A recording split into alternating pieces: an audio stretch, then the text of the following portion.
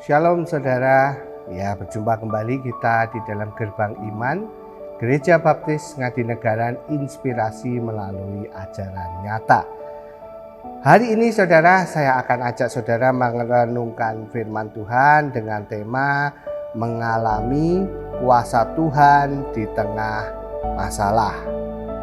Ya, diambil dari 2 Raja-Raja 6 ayat yang ke-17. Silahkan dibuka Alkitab saudara. Lalu berdoalah Elisa, "Ya Tuhan, bukalah kiranya matanya supaya ia melihat." Maka Tuhan membuka mata bujang itu sehingga ia melihat. Tampaklah gunung itu penuh dengan kuda dan kereta berapi di sekeliling Elisa.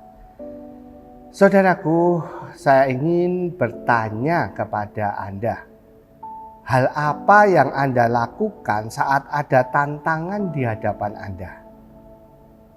Memang kebanyakan kenyataannya yang kita tahu, banyak orang akan cenderung fokus pada segi masalahnya. Jadi tidak heran kalau akhirnya mereka diliputi rasa khawatir dan stres yang justru hanya akan mengecilkan kekuatan dalam menghadapi tantangan tersebut. Demikian juga yang terjadi pada hamba Elisa. Sekali waktu Elisa dan hambanya sedang terancam. Di depan mata mereka sendiri, mereka dihadang oleh para penunggang kuda dan prajurit Ben-Hadad. Hal yang tentu membuat hamba Elisa menjadi takut ya, sehingga dia lupa akan kuasa Tuhan. Padahal sebelumnya ia telah melihat banyak mukjizat. Bahkan sebelumnya dia baru saja menyaksikan mukjizat mata kapak yang timbul mengapung. Nah, itu sebabnya Nabi Elisa pun berdoa agar Tuhan membuka mata hambanya itu. Lalu ia pun melihat bahwa mereka sebenarnya dikelilingi oleh kuda dan kereta berapi yang memang tidak kelihatan secara kasat mata ya. Dan ini membuktikan faktanya ada kuasa supernatural dari Tuhan yang menyertai mereka. Begitu juga dengan kita dalam keseharian saudara. Apakah kita juga masih sering bersikap seperti hamba Elisa? Memang akan mudah bagi kita untuk mengeluh, takut, ya, bersikap negatif menghadapi kenyataan yang ada. Karena yang kita lihat hanyalah masalah yang begitu besar dan betapa kecilnya diri kita dan kita tenggelam dalam ketakutan dan rasa khawatir.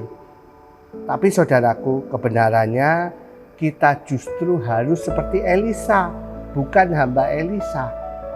Jangan sampai kita lupa bahwa kita punya Tuhan yang besar yang sanggup menolong kita.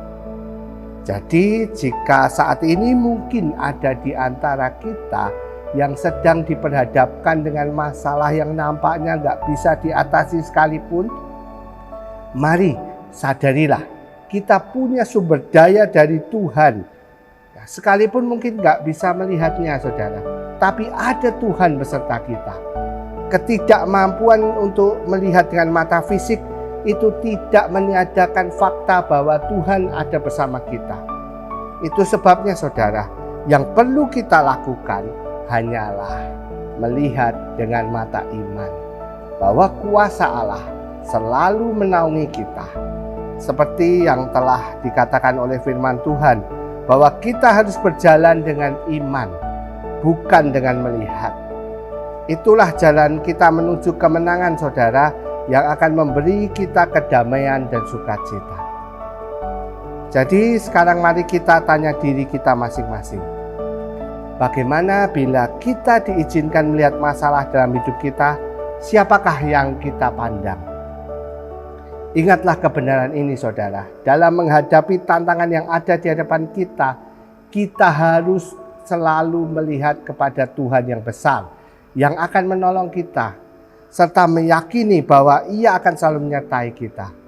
Jangan lihat kepada masalah yang besar, tapi lihatlah kepada kuasa Tuhan yang besar, yang menyertai setiap anak-anaknya yang percaya, termasuk saudara dan saya.